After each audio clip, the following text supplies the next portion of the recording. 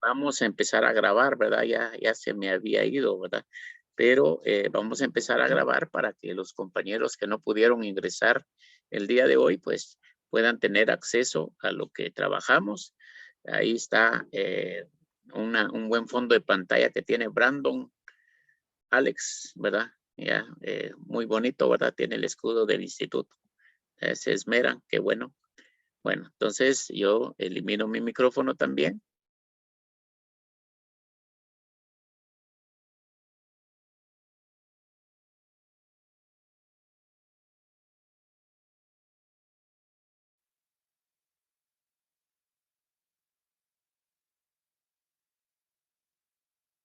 Mientras tanto, para variar, los países de Centroamérica, en especial los del Triángulo Norte, dirían los gringos de ahora, seguíamos enfrascados en conflictos por tratar de conquistarse unos a otros o de defenderse. En este caso, en 1872 se abre un conflicto entre Guatemala y Honduras y el propio García Granados se pone al frente del ejército en esos combates, dejando a cargo de la presidencia a Justo Rufino Barrios, quien ni lerdo ni perezoso y con la energía de su juventud y convicción, impulsa cambios drásticos en poco tiempo. Y en ausencia del presidente, por supuesto. Este fue un rudo golpe para las autoridades eclesiásticas y para los moderados, porque el nuevo presidente, haciendo gala de su energía que ya era conocida en Quetzaltenango, legisla firmemente en el sentido más liberal posible. Extingue la comunidad de la Compañía de Jesús, cuya expulsión había quedado ya como una situación de hecho, y extingue todas las comunidades religiosas y nacionaliza sus bienes, entre otras muchas acciones que emprende. Para cuando García Granados vuelva al poder, ya hay varios cambios profundos en su esquema de gobierno, los cuales tiene que aceptar. Pero las tensiones entre estos dos grupos de liberales que apenas acababan de hacerse con el poder, afloran visiblemente.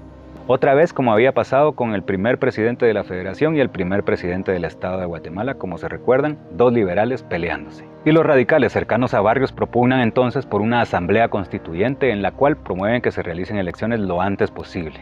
Y le recuerdan al presidente García Granados que él solo era provisional.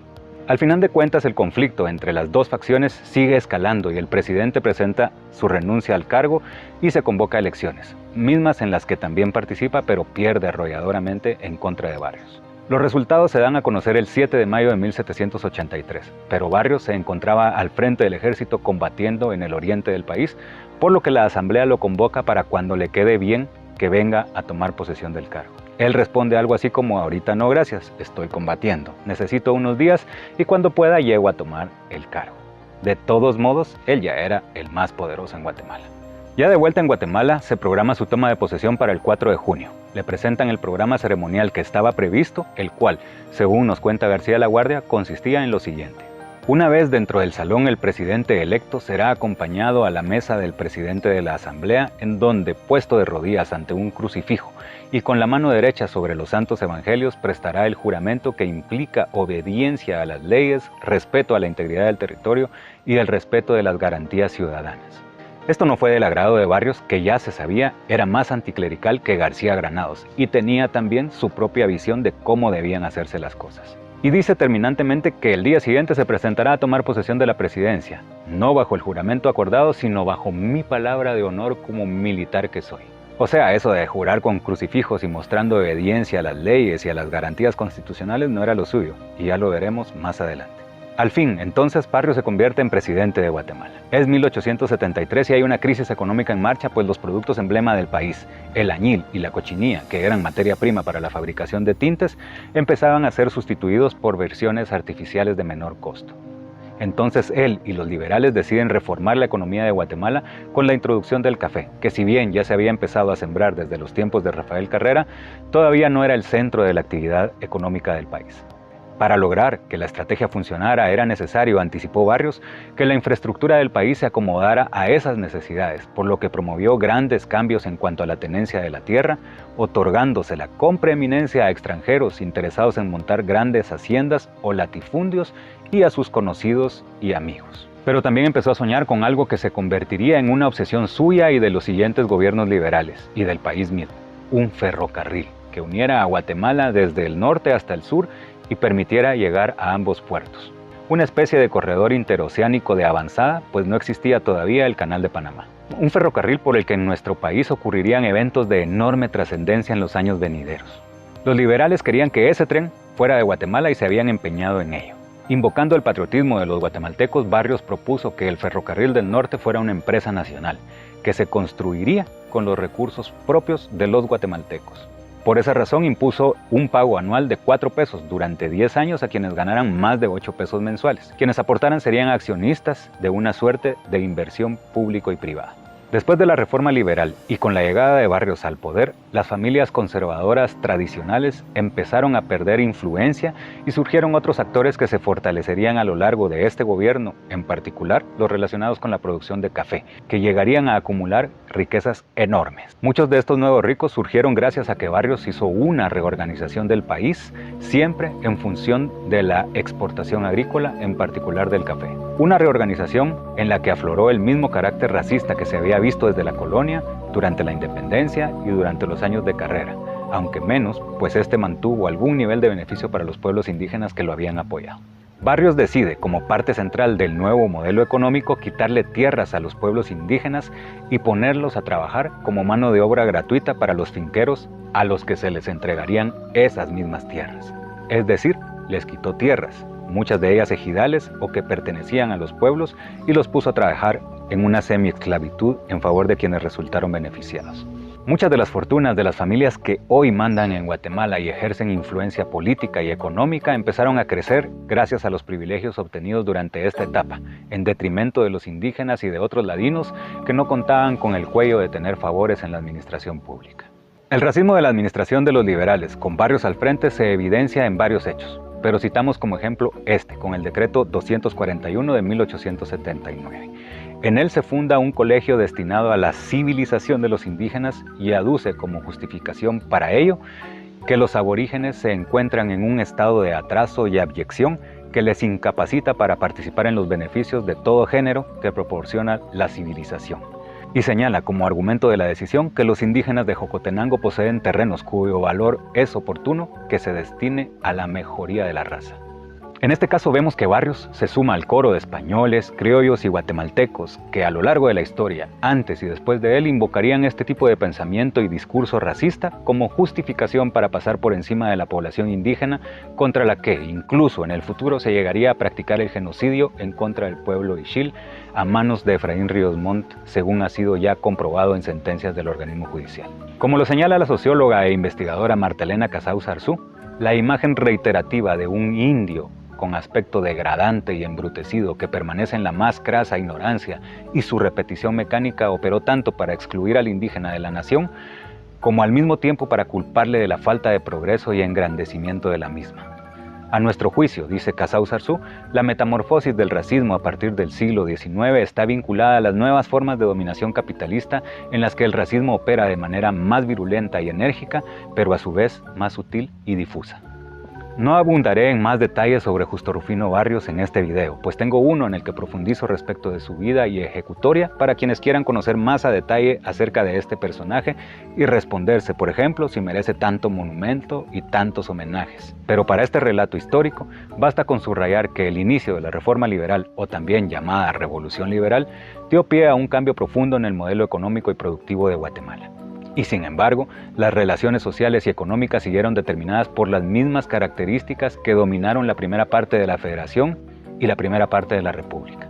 El Estado se ha organizado para que solo unos cuantos lo dirijan y moldeen en función de sus intereses individuales. Al final de cuentas, Barrios se queda en el poder desde 1873 hasta 1885, es decir, un periodo de 12 años en los cuales se sientan las bases del modelo agroexportador guatemalteco actual, bajo la consigna de quitarles tierras a los pobladores que las tenían fraccionadas y convertir al país en grandes latifundios destinados a la siembra del café en primera instancia, pero que después serían para azúcar y ahora para palma africana, entre otros monocultivos. Barrios murió sin ver concluido su sueño del ferrocarril. Apenas dejó 23 kilómetros construidos cuando falleció en la batalla de Chalchuapa en contra de El Salvador. Su muerte no fue tan épica y aunque hay quienes dicen que murió combatiendo, también circularon rumores sobre que había fallecido por una bala perdida y hasta por el error de uno de sus seguidores al que se le fue un tiro. El hecho es que cuando Barrios murió fue nombrado como sustituto Alejandro Sinibaldi, que era el primer designado de la nación. No el corrupto del eterno brazo en cabestrillo para evitar las esposas, sino uno de sus familiares antepasados. A él lo apodaron Flor de un Día, ya que estuvo en el cargo del 2 de abril al 6 de abril de 1885, cuando renunció. Como era de esperarse, tras la muerte de Barrios, hubo varios que se sintieron como los ungidos para proseguir con la reforma liberal. Entre ellos resaltaban los generales del ejército Juan Martín Barrundia, que venía fungiendo como ministro de guerra y tenía interés en quedarse en el cargo, y Manuel Lisandro Varías, que para la muerte de Barrios era el jefe del ejército en Quetzaltenango y también ostentaba el cargo de segundo designado, por lo que le tocaba asumir en sustitución de Sinibaldi. No obstante, eso de respetar las leyes y líneas de sucesión no ha sido costumbre de muchos militares y Barrundia estaba dispuesto a quedarse en el cargo. Pero Varías tenía otro plan. Aunque Barrundia tenía a las Fuerzas Armadas de la capital de su lado y estaba todo listo para que él se quedara con el poder, al mismísimo cementerio general llegó Varías desde Quetzaltenango para reclamar el cargo de presidente. A fin de presionarlo, le aseguró a Barrundia que no venía solo, sino con una tropa numerosa que lo respaldaba, razón por la cual el otro cedió. Para cuando Barrundia se enteró que todo era mentira y que Varías no tenía un ejército que lo respaldara, ya era demasiado tarde. Varías se quedaría en el cargo de manera provisional entre el 6 de abril de 1885 y el 15 de marzo de 1886, cuando se realizaron las elecciones que él mismo ganó. En su periodo extendió el mandato presidencial a 6 años, se enfrascó en otra guerra contra El Salvador y combatió alzamientos en su contra que lo llevaron a suspender garantías constitucionales. Y aunque las relaciones de los liberales con la Iglesia ya no eran tan malas como en la primera etapa de la Revolución Liberal, por disputas de poder, Varías también expulsó al arzobispo Ricardo Casanova y Estrada. El 17 de octubre de 1888 fundó en su honor el municipio de Varías en Huehuetenango, una operación que además de egolatría implicaba la legalización de grandes extensiones de tierra que antes pertenecían a los pueblos indígenas de Santa Eulalia en favor de nuevos propietarios ladinos.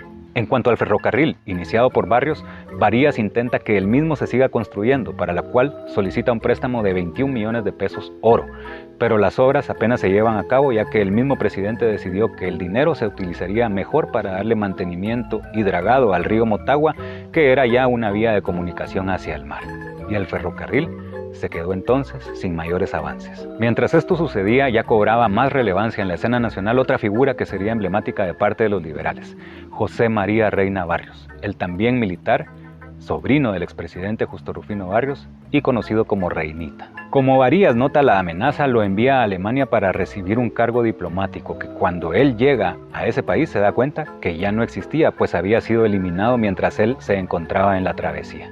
Por esa razón decidió exiliarse en Estados Unidos. Sin embargo, al poco tiempo regresa a Guatemala para pelear una guerra contra El Salvador, otra, que terminaría esta vez sin dispararse mutuamente y que se llamaría precisamente por ello la Guerra del Totoposte. El totoposte era un pedazo de masa de maíz que constituía el alimento que debía dársele a la tropa, y como fue lo único que hicieron, comer, fue así como se llamó la guerra. Para 1892, Varías convoca elecciones en las que participan 3 liberales y un marginal conservador. Las mismas las ganó con tranquilidad Reina Barrios, que ya era reconocido como un líder importante, sobre todo por su vínculo con Justo Rufino. Reina Barrios desarrolla entonces un gobierno de aparente modernidad, construyendo grandes avenidas como la Reforma, el Parque Concordia y algunos edificios públicos como el de la propiedad privada, que es donde ahora está el Museo Nacional de Historia. En todos ellos invirtió una gran cantidad de recursos públicos que pondrían en riesgo las finanzas del país. En su gobierno se le da un especial apoyo a la educación y a los jóvenes más capaces se les envía a becas al extranjero. También convoca a un concurso y se elige el nuevo himno nacional de Guatemala, que es el que conocemos hasta nuestros días y que se estrenó la noche del 14 de marzo de 1897 en el Teatro Colón, que también era conocido como Teatro Carrera, pues fue en sus tiempos en que se construyó. Y como buen liberal, también le da seguimiento a las obras del ferrocarril que habían quedado relegadas durante el mandato de Manuel Lisandro Varías, pero que durante su gestión lograron avanzar llevando el tren hasta el rancho, ya a solo 90 kilómetros de la capital. Esta infraestructura era bien vista por los ricos y poderosos de Guatemala, que antes fueron aliados de los conservadores, pero que ahora miraban en el ferrocarril una oportunidad de oro para incrementar sus fortunas y por lo tanto empezaron a convertirse en liberales. Pero aquí surge un gran problema. Recordemos que el modelo económico de los liberales estaba basado en el café y en la infraestructura que éste necesitaba, como el tren. Sin embargo, la entrada de Brasil como productor y exportador del grano hace que los precios bajen enormemente, y eso provocó una gran crisis económica en Guatemala que hizo que se empezara a esfumar la idea de que el tren fuera netamente de los guatemaltecos. Para ese entonces ya es 1898 y Reina Barrios había sido reelecto en el cargo y hasta cambió las leyes para, otra vez con ánimos dictatoriales, extender su mandato, esta vez hasta 1902.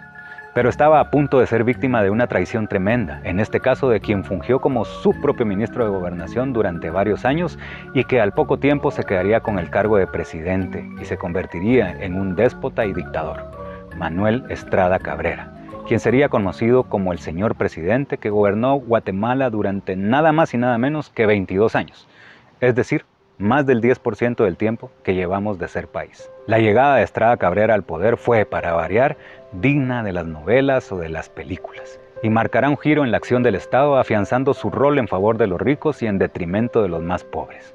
Durante su tiempo se consolidarán grandes empresas como la Cervecería Centroamericana, la Cementera de los Novela, ahora Progreso, o la textilera Cantel, que al amparo de beneficios de distinto tipo y de privilegios y exoneraciones fiscales se convertirían en poderosas e influyentes hasta nuestros días. Privilegios y favores que obtuvieron comprando voluntades a lo largo del tiempo y que les permitieron crecer sus fortunas de una manera exorbitante. Privilegios y favores, por supuesto, a los que accedieron solo unos cuantos y no la mayoría de la población, porque aquí los que mandaban eran ellos. Para conocer más sobre Estrada Cabrera y las enormes implicaciones que ese largo periodo de la historia tuvieron para Guatemala, los invito a ver el siguiente capítulo de esta trama. En él veremos cómo, además de a unos cuantos pocos de los ricos guatemaltecos, también se beneficia a una gran empresa multinacional que capturaría a Guatemala y que a la larga sería causante de la Revolución de 1944. Y también veremos cómo, además de la dictadura de los 22 años de Estrada Cabrera, también tiene lugar la de Jorge Ubico, que se quedó en el poder nada más y nada menos que otros 14 años. Los espero.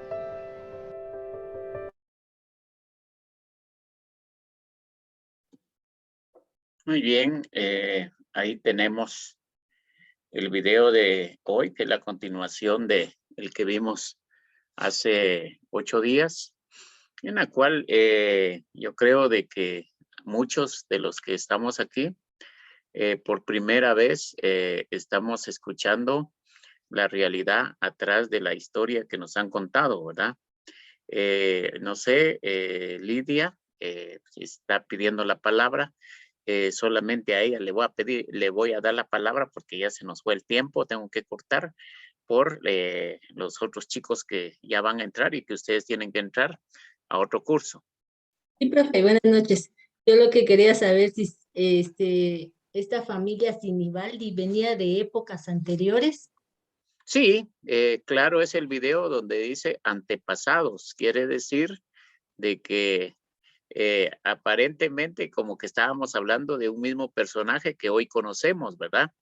Pero son antepasados, es decir, son de la misma familia, solamente que no estamos hablando, por ejemplo, de un Sinibaldi de unos 10 años, 20 años, sino que de una familia de principios de este siglo y finales del anterior, pero sí son de la misma familia, ¿verdad?